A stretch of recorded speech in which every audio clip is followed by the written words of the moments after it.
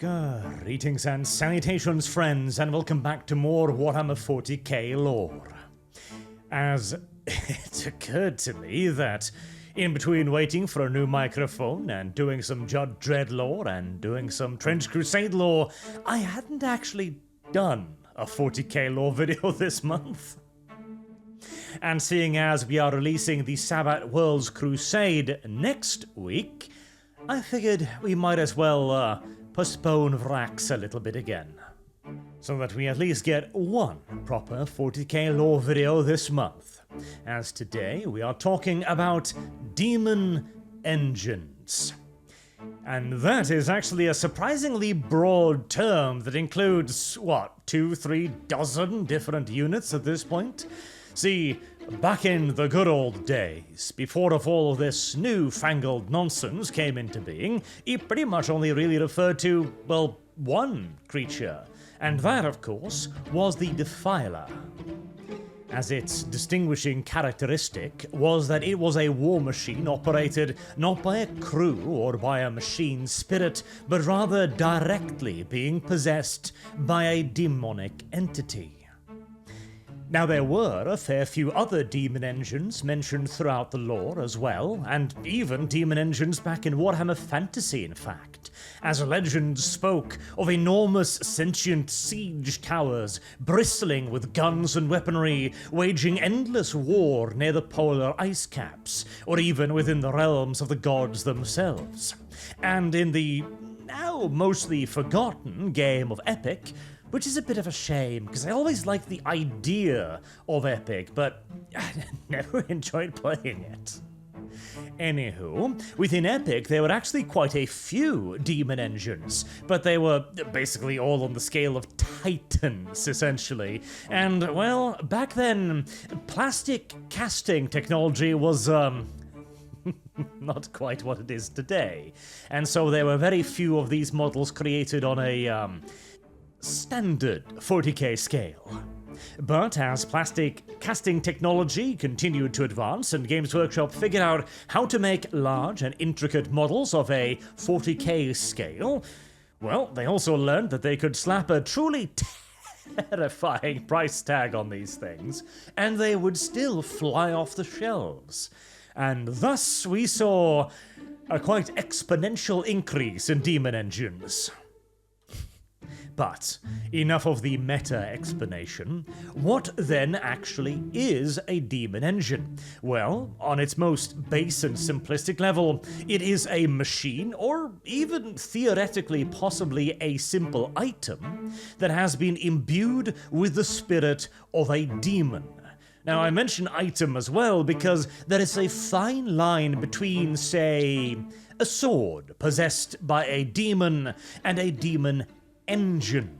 The preceding is simply just a piece of metal that is given additional properties by binding a demonic entity to it, whereas a demon engine is driven by the demonic creature. It is given power, life, and motive force via the demon, which means that some items could theoretically fall under this category, like, say, a demonically possessed chainsword, for example, would straddle the line between demon engine and merely possessed weapon.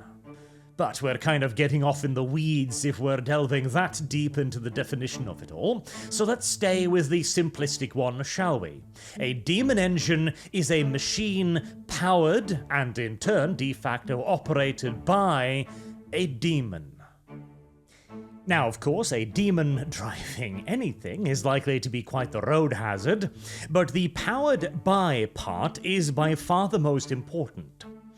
As I'm sure you're all aware of by now, of course, demonic entities in the world of 40k need to operate on a series of rules, and these rules in turn allowed them to bend a fair few of the rules of our universe. One of the most restrictive ones is that demons can only continue to manifest in an area with an adequate saturation of warp energy. Because they are not creatures from our material realm, they cannot exist without the warp. Yeah, you'd think that this would make a Deamon engine pretty pointless, right? You drive it for 15 yards and then the damn thing stops because the demonic entity inside of it is pulled on back to hell where it belongs. Well, the Deamon engines get around this by first entrapping the demonic creature within the vehicle itself, using various runes and magical scripture. But then, they also manage to establish a link between the machine and the warp, a siphon in essence, which continues to pull chaotic warp energies into the material realm and into the machine, thus allowing the demon to feed itself its own energy necessary for its continued existence. This gets rid of one of the greatest weaknesses of demons, their absolute reliance upon a continued stream of warp power. And since this allows the demon to be, in essence, manifested in perpetuity, it allows it to continue to violate countless rules of basic physics. Take, for example, the Defiler.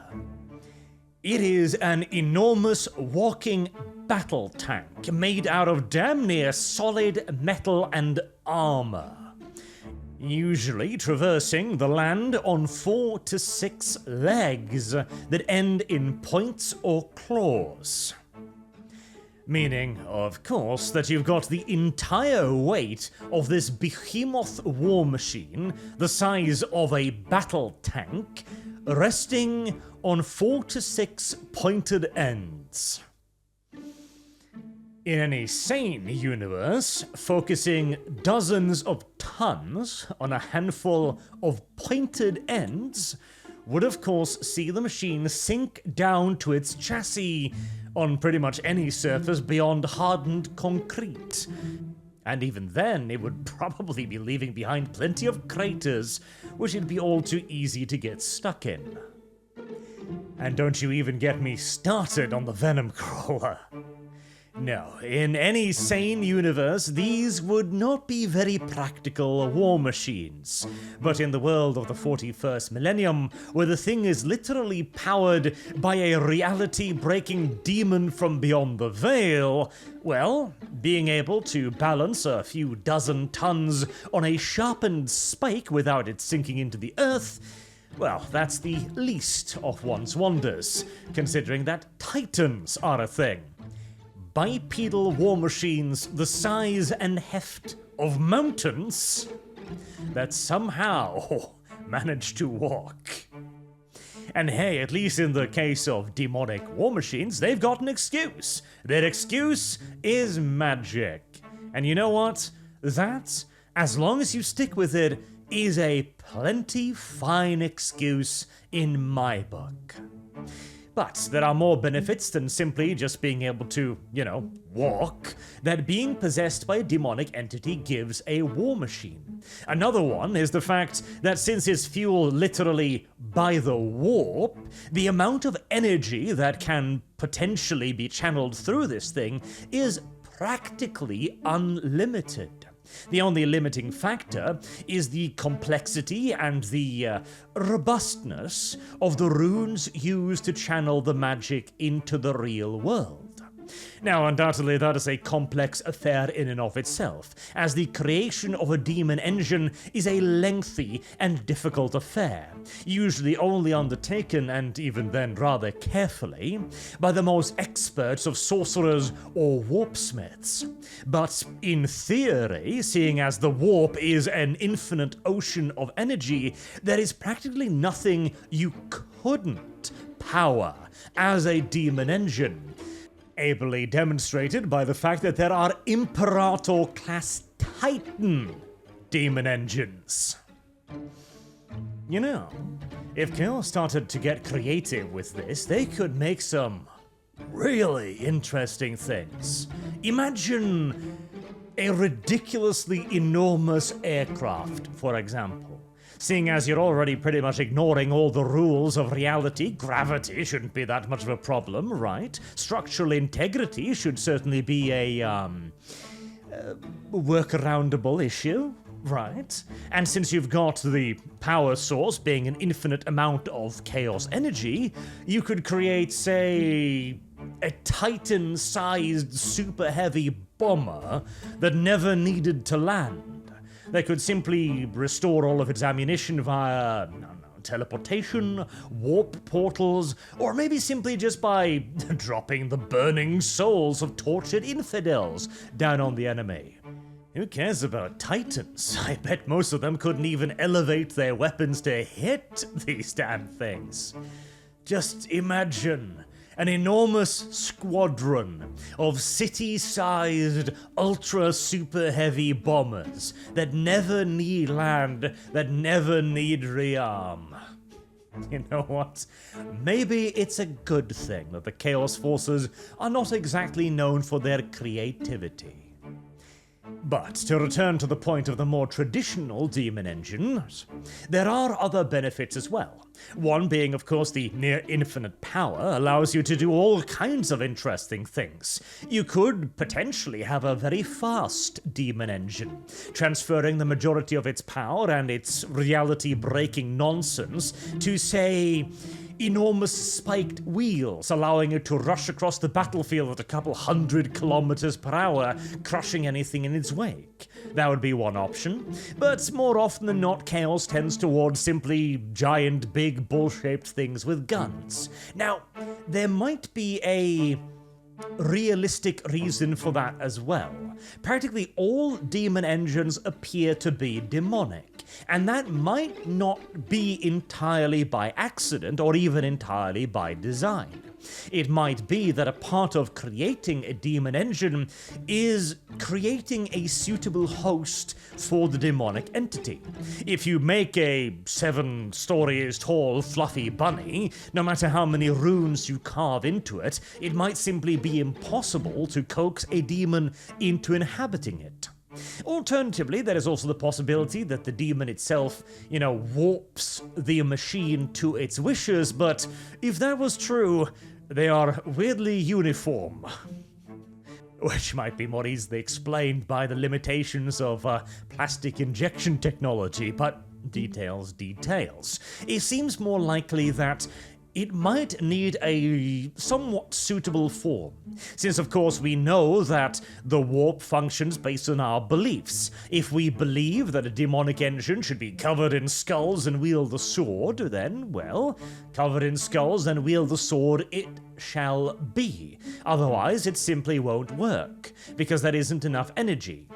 That would make a great deal of sense. It's the same logic behind making runes of certain shapes. Logically, there is no reason why a icon of chaos should be any more effective at drawing warp powers into reality than a square, for example. They're both geometric shapes, but the reason why one is more effective than the other is because we have imbued the symbol of chaos with totemic value and power. It is generally accepted that a symbol of chaos is capable of doing this, and thus a symbol of chaos is capable of doing this.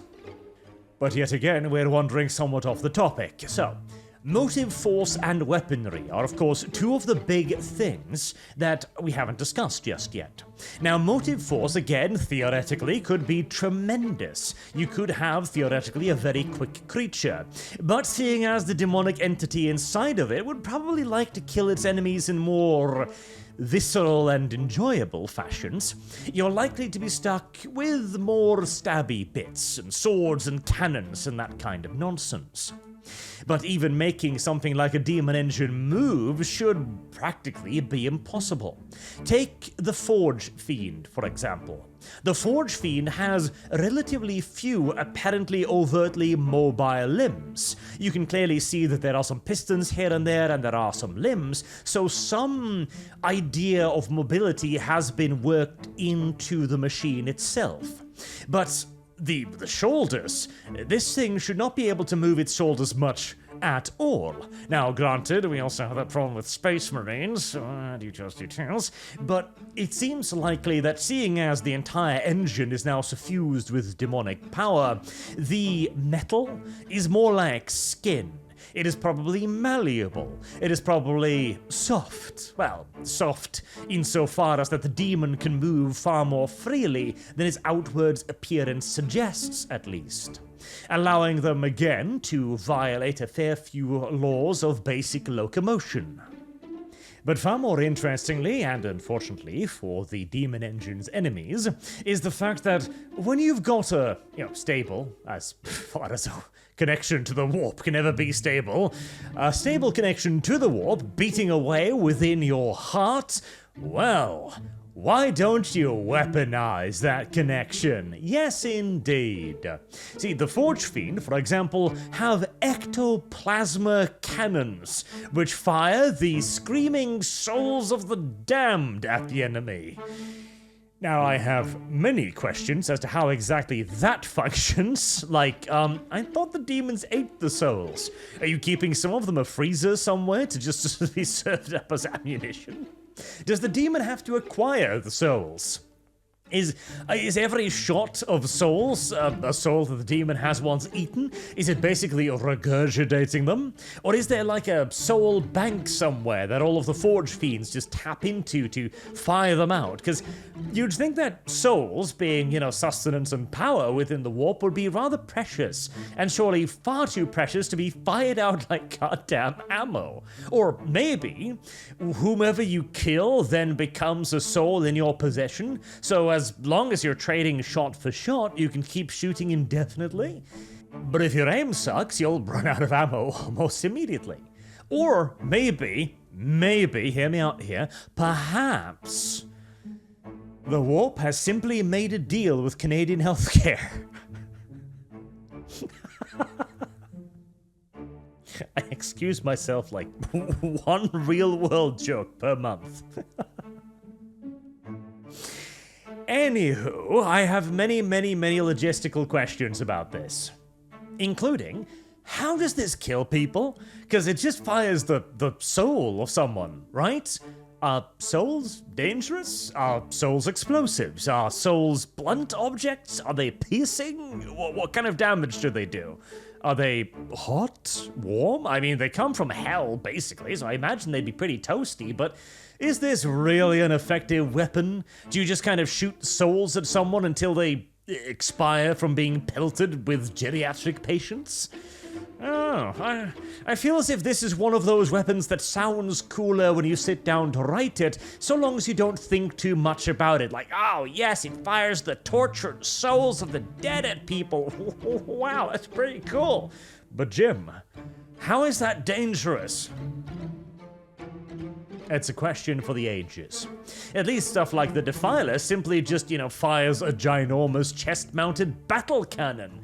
I am entirely capable of understanding how a high-explosive shell is dangerous. I am less so capable of fully embracing the potential of a soul to kill my ass. I mean, seriously, take a page out of the Lord of Skulls playbook. It doesn't fire shells at the enemy, it fires burning skulls at the enemy. Again, I wouldn't consider this to be the most effective of ammunition on the modern battlefield, but incendiary dead people's heads is going to be at the very least a blunt force trauma issue and probably an incendiary concern at the same time. Not to mention, it is a very heavy metal weapon. Or, alternatively, the Gore Storm Cannon, which does exactly what its name suggests. It taps into the warp somewhere, into a literal ocean of blood, presumably bubbling around the feet of Korn himself, and fires out an extreme high-pressure jet of boiling blood. Now, firstly, boiling anything is bad to be doused in, but secondly, if this is indeed a truly high-pressurized beam of blood, well, we use water jets to carve steel. So I imagine a high-pressured water jet of this size. I mean, here, imagine this, right? Imagine if you could somehow create a stable connection to the deepest, most pit of the ocean and up into, Earth, right? Well, you would then be able to have water under thousands of tons of pressure shoot out of that hole. Now just do that with an ocean of blood instead, and you've probably got yourself a ridiculously powerful weapon, while still maintaining the character of a Deamon Engine. I like the Lord of Skulls. I always kind of dislike the Lord of Skulls. I know I'm contradicting myself here, but I hate its design. It's just a big, dumb dude with caterpillar legs. It screams, hey, third-rate reject Gundam in 40k, but its weaponry? I do admire its weaponry. Which, of course, also, incidentally, includes a cleaver. Oh yes, it wouldn't be 40k without putting a melee weapon on an enormous trundling tank. You know, again, I have many logistical questions like, okay, what if somebody is next to you? What if an infantry dude with a multi-melter just steps up next to the Lord of Skulls? What is he gonna do? Just kind of pointlessly wave his arm at it? Like, please step in front of me so I can hit you with my giant cleaver. It's probably a very stupid weapon. It probably isn't useful in 98% of scenarios, but this is Warhammer 40,000, and so having an enormous cleaver is just kind of necessary, frankly. And since it is a demonic giant cleaver, you can get away with a lot of nonsense. See, normally having a 1-ton heavy cleaver that is about, 10, 20 centimeters thick, probably in reality, wouldn't be a very effective melee weapon. Other than to crush things, I guess. But when you imbue it with ridiculously unstable chaos energy, well, you smack something and it goddamn explodes. Or tears open a hole in reality, or something. It turns out that the moment you start imbuing weapons with actual literal demons, a lot of the traditional means of defense are no longer really going to be all that effective. This exotic quality also, of course, means that a lot of Deamon Engines weapons can be very good indeed.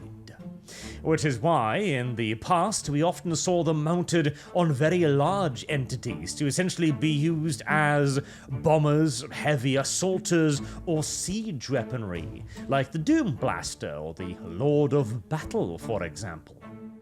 And the only reason why Chaos don't spit these things out by the dozen is that it's really damn difficult to make them.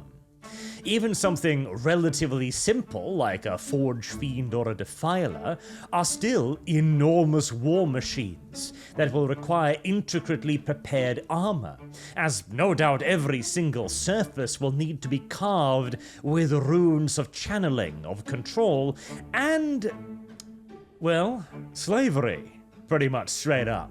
Bear in mind here that when a demonic entity is summoned into our world, it has no loyalty whatsoever to whomsoever summoned it. It doesn't care. It doesn't know why it's here. All it knows is that it has finally made it to the material realm, where it can feel, where it can feed, and it can hurt things and benefit from their pain.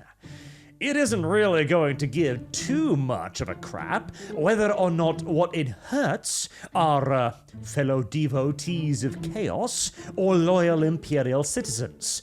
After being stuck in the warp for 10 millennia, you're not really going to have the patience to wait for a better opportunity, now are you? And so, any successful demon summoning, be it a regular demon summoning, or one of a demonic machine and imbuing it, or binding it, more correctly, into a machine, is going to require a lot of safeguards. It's going to require safe words and means of control, or at the very least some way to direct it towards the enemy instead of your own people. Now this could either be done via powerful spells, binding the entity to one's will, forcing it to give up its real name, for example, or by appeasing it. If it is a more rational entity, then you could simply just say that, okay, I'm going to give you 100 slaves every month, And if you eat me, well, you're not going to get 100 slaves every month, now are you? So choose. You gonna starve and go right back to the warp again? Or are you going to feast on 100 fleshy little morsels every 30 days? I'd still say that's not a whole lot better than a coin flip, bearing in mind the, self-control of the average demon, but hey, it's something. And no doubt, the more complex the machine, the more powerful the demon that needs to be summoned. Something like a Helldrake, for example. I imagine that would require a much more powerful demonic entity inherently because, well, it needs to fly. And I am pretty sure something that looks like that and is armored like that is not going to be flying very easily without a whole lot of immaterial help. And of course, if you want to create a demon machine on the scale of a titan, well, you're not only going to need a demon powerful enough to actually move the damn thing, but also to power its weaponry as well, to power its void shields, and to allow it to bend reality to its will to the point where it doesn't immediately sink into the ground. Which would necessitate a very powerful entity, and in return, a tremendous amount of valuable and rare materials to construct adequate bindings for the entity. Now, granted, I wouldn't be overly surprised if a fair few individuals of a more chaotic origin would view it as, necessary sacrifice to summon a monstrous creature inside of an Imperial hive city, for example, and then simply allow themselves to be eaten by it in order for it to run rampant and destroy huge quantities of the hive city. But, well, if you're an aspiring Chaos Warlord, you probably want something a little bit more reliable than a kamikaze nuke. And considering how powerful these entities are, the people capable of creating the hosts for demon machines are no doubt extraordinarily highly valued, and able to sell their services to the highest bidder.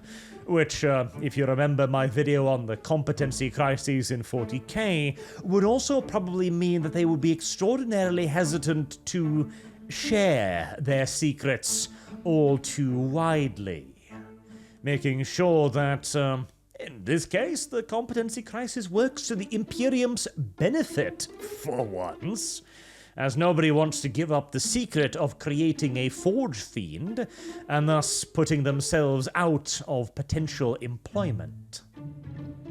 And considering how beleaguered the Imperium tends to be, it must be nice to know that at least for once, they can count on their enemies being about as greedy and uncooperative as they are.